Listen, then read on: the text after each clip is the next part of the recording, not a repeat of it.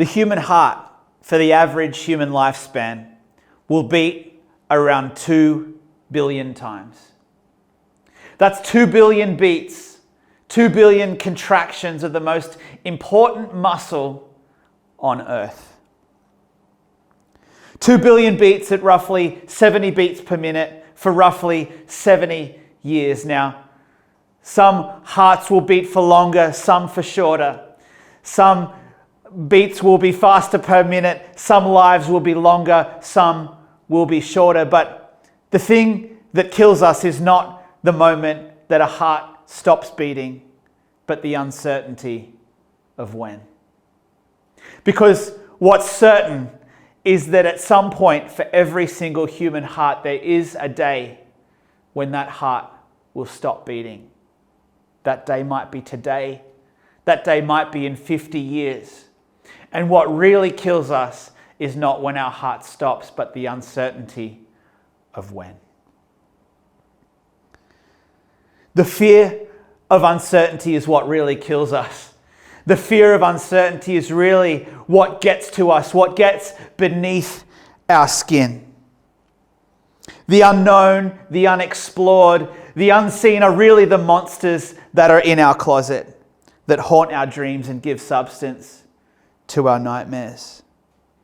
You see, we need something deeper than certainty to fill every beat of our heart with wonder and purpose. It's not what the heart has that brings peace, but what the heart sees. This Good Friday, we remember a death, the stilling of a heart. Because in the midst of our uncertainty, we see with clarity the intentions of God towards every single one of us. Colossians 1, verse 15 to 20 says this: He is the image of the invisible God, the firstborn of all creation. For by him all things were created, in heaven and on earth, visible and invisible, whether thrones or dominions or rulers or authorities. All things were created through him and for him. And he's before all things, and in him all things hold together. He's the head of the body, the church. He's the beginning, the firstborn from the dead, that in everything he might be preeminent. For in him all the fullness of God was pleased to dwell, and through him to reconcile to himself all things, whether on earth or in heaven, making peace by the blood of his cross. In this passage, we can see Jesus clearly, distinctly in two separate places. We can see Jesus' heart in creation. All things were created for him, by him, and through him. And we can see his heart in redemption as he reaches out his hands lovingly to a broken and lost world.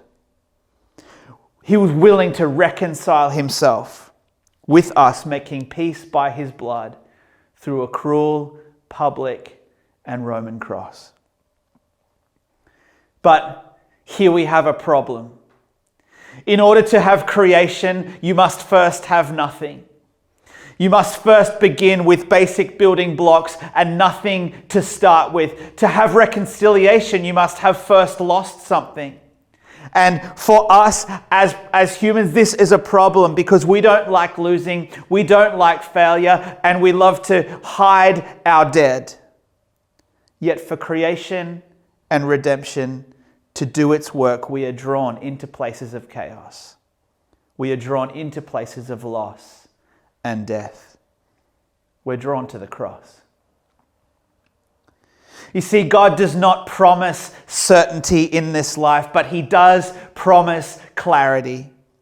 His intentions are clear, his heart is clear, his love is loud, and his love for you on display and for me is public.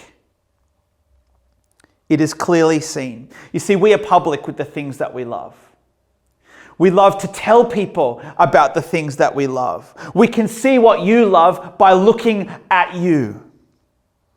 And in Jesus, we see so clearly his love. And we've never seen a love more clearly displayed than the love he displayed on the cross with arms outstretched. We see his love clearly. His love is loud. And far beyond any promises of certainty, it is the clarity of his love that you and I can place our trust in. We can place our love in. We can move towards his love in the midst of brokenness, in the midst of the chaos, in the midst of those things that are yet to be created and those things that are yet to be reconciled. Like a vessel, like a clear vase, his intentions are see-through. And we can see through those things because he has emptied himself. He's emptied himself, and his intention now demands a response. If your heart is still beating, if your lungs are still breathing, his intentions demand a response. He wants all of you. He wants all of me. But to see him clearly, we must enter the place where he was. We must too empty ourselves, move away from the chaos and move towards his love.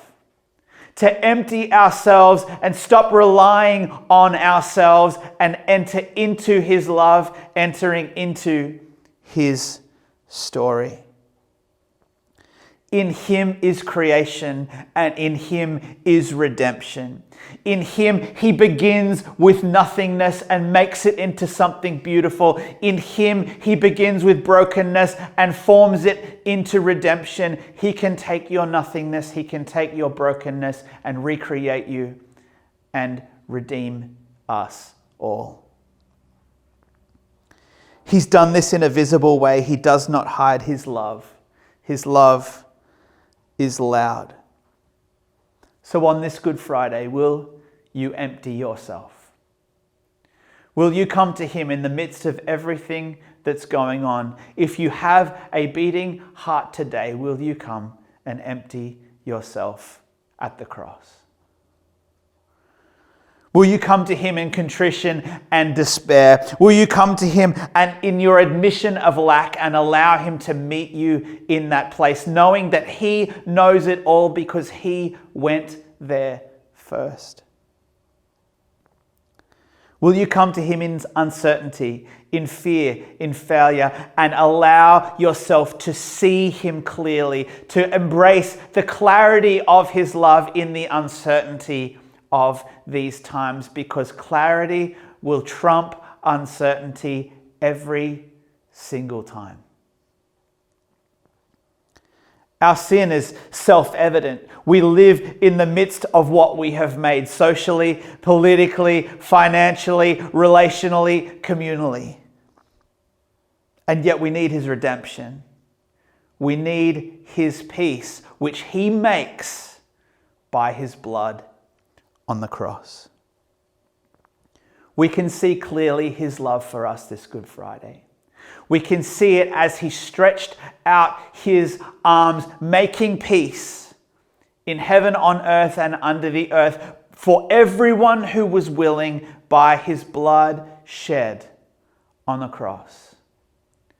Will you empty yourself this Good Friday and come to him, allow him to recreate you and to redeem you, as we look clearly and see his love on display, so clear, so loud. See, his intentions are clear, his blood is powerful, and his kingdom is coming. Amen.